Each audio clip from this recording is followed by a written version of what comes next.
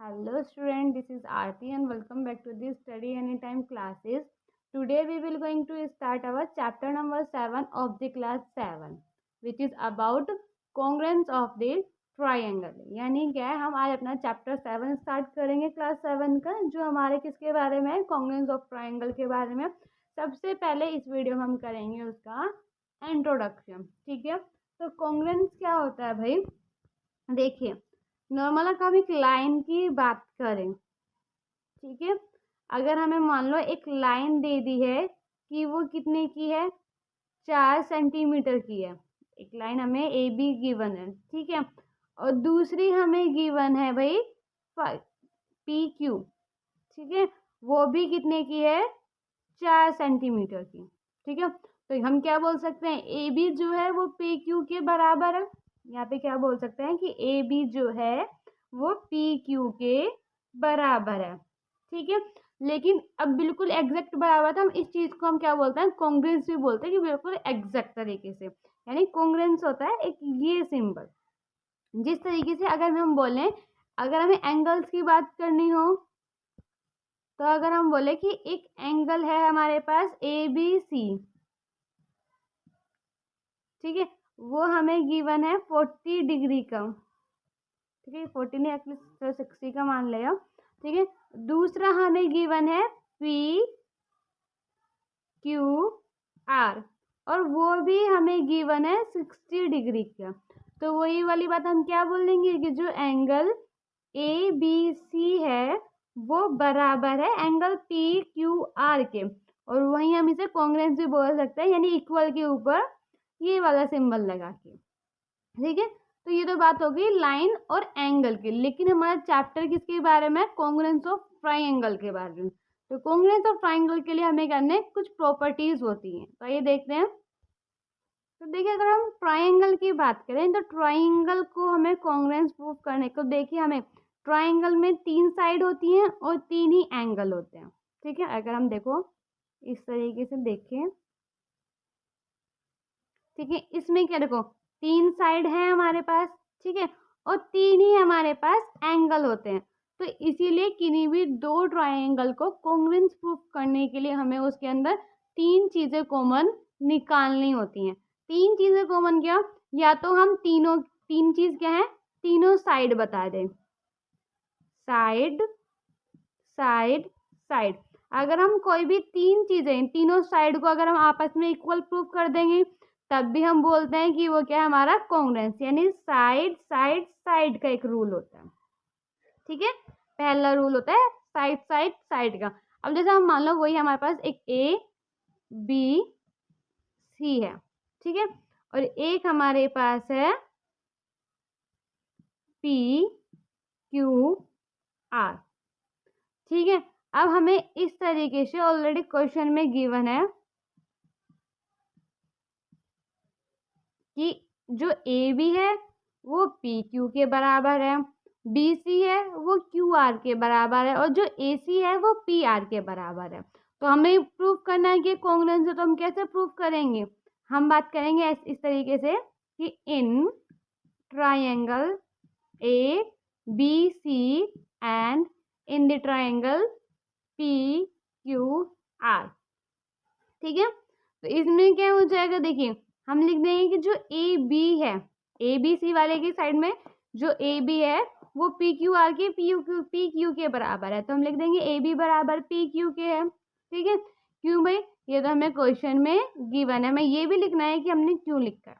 ठीक है, दूसरी चीज देखिए, बी सी जो है वो क्यू आर के बराबर है, तो B C is equal to Q R है, वो भी क्या है, हमें गिवन है।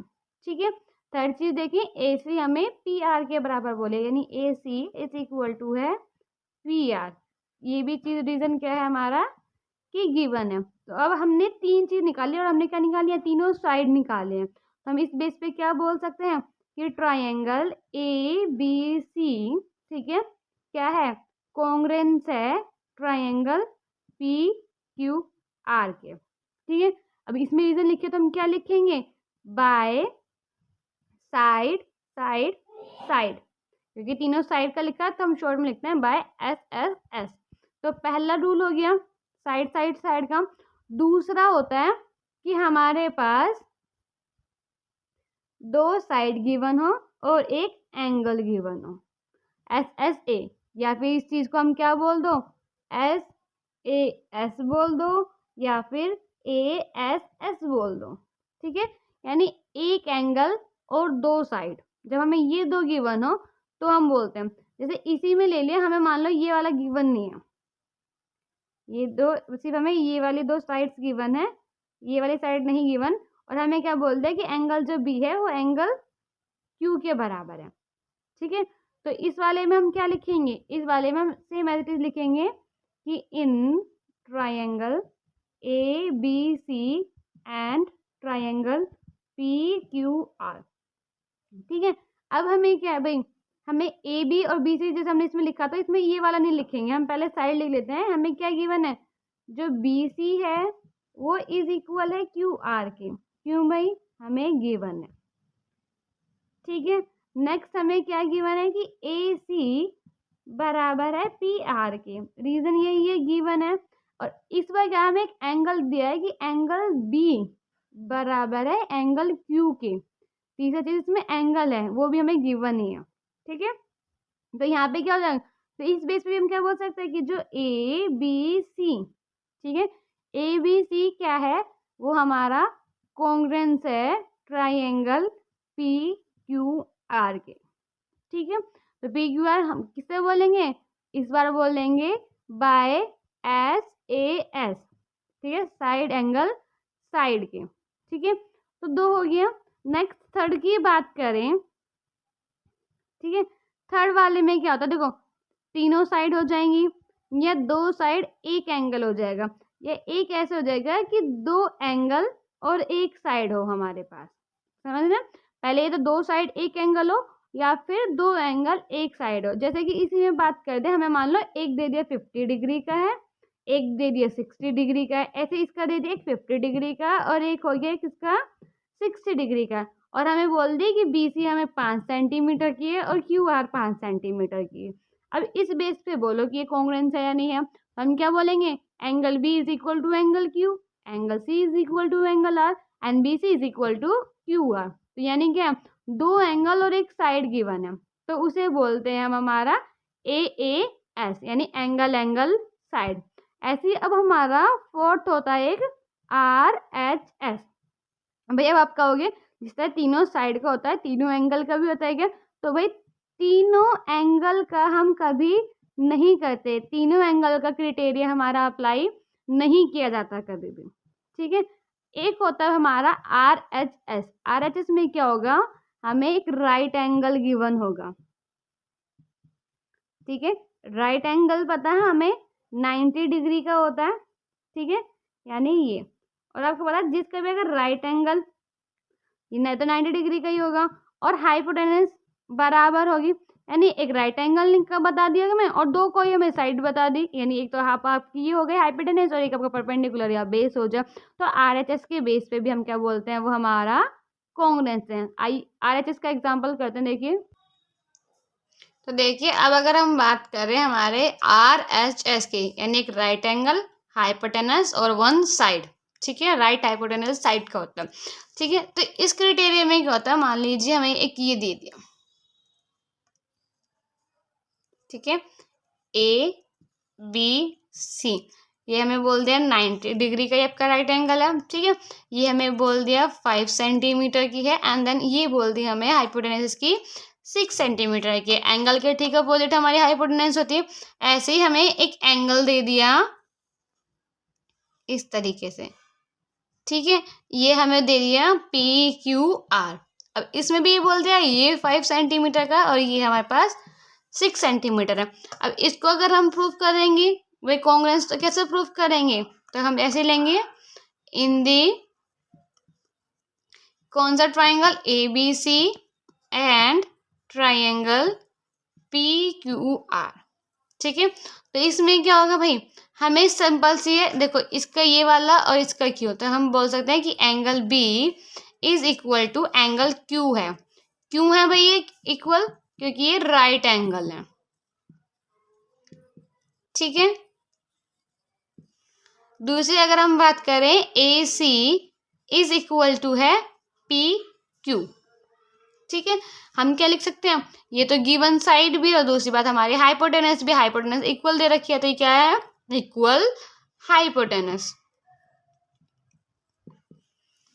ठीक है, नेक्स्ट है देखिए B C is equal to किसका है, आर क्यू के।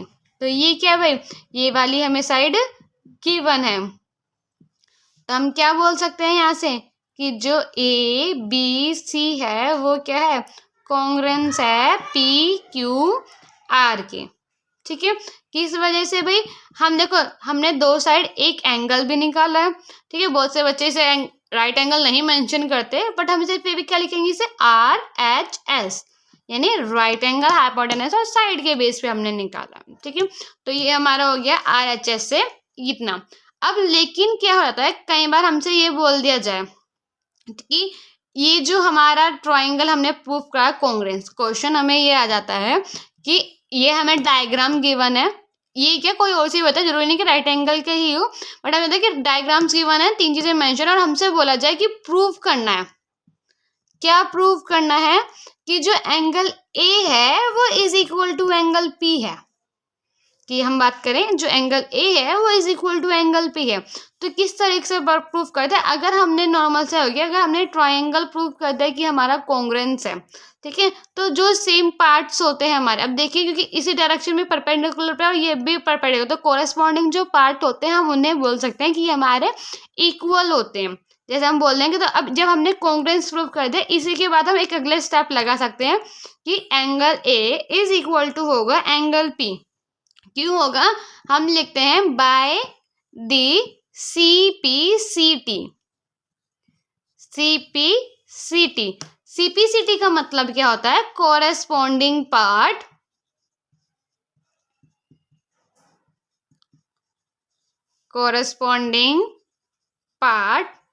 Of congruence triangle.